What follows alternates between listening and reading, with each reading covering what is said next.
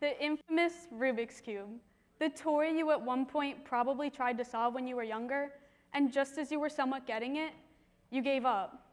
Maybe it was out of frustration, or maybe you just didn't have the time. This might sound a lot like your life. The challenges you happen to encounter in your life and never really feel like dealing with, so you push them off. This is what we will try to overcome together today by comparing your life to a children's toy. Before I start, there are some terms I would like to familiarize you all with. An algorithm is a specific set of moves you perform to the cube to manipulate the pieces to be in the right place. In the algorithms I will be presenting later, each letter corresponds with the side I will be turning. For example, if it says R, I will be turning the right side of the cube clockwise, and if it says RI, I will be turning the right side of the cube counterclockwise. Now we can begin. The first thing you need to do is actually scramble the cube. This can be one of the most daunting things to do, especially when you first buy one, because you'll never know if you'll ever be able to solve it again. But once you finally muster up the guts to do it, the cube is completely random. In a person's life, I see this as when they are first born, new to everything and completely unique. There are approximately 43 quintillion ways to arrange the cube, so I think it's safe to say that no two cubes will ever be scrambled the same way, just like no two people in this world will ever be completely the same. The first step to actually start solving the cube is by making a white cross on top. This can be a difficult step for beginners, considering it's the first thing you have to do. But it gets you started, and it's a necessary step. So I see this in a person's life as being their foundation. What a person chooses to build everything else in their life upon, whether it's a religion or a more individual set of beliefs, it can be anything that person chooses to center their life on. The next step is solving the corner pieces on top. In a person's life, I see this as being the people they turn to when they can't just rely on themselves anymore. On the cube, there are 4. And in my life, I personally also have 4. My mom, dad, sister, and friends. These people get you through everything in your life and encourage you to be a better person. The corner pieces set you up for success and complete the first layer. The next step is solving the middle layer edge pieces. This can be a tricky step, considering you mess up half the cube in placing new pieces.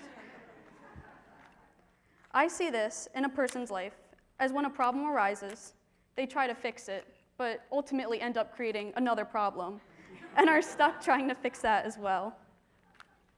But eventually, everything will fall into place.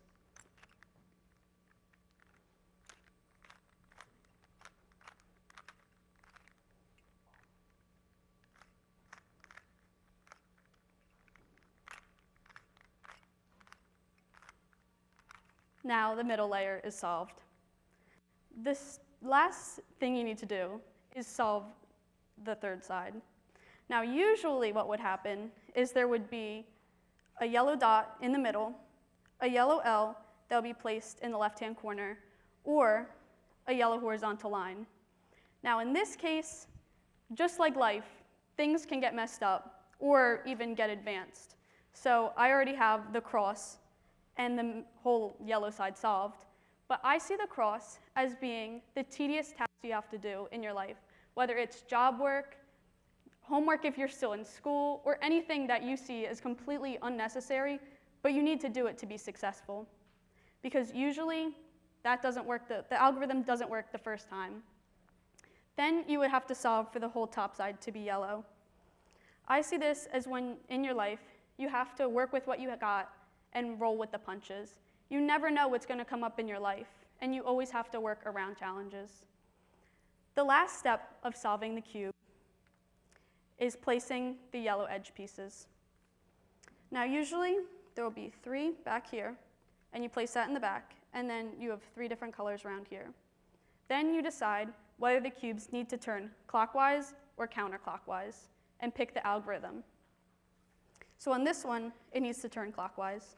So we do front, front, up, left, right inverted, front, front, left inverted, right and front, up, front, front. Now the cube is completely solved.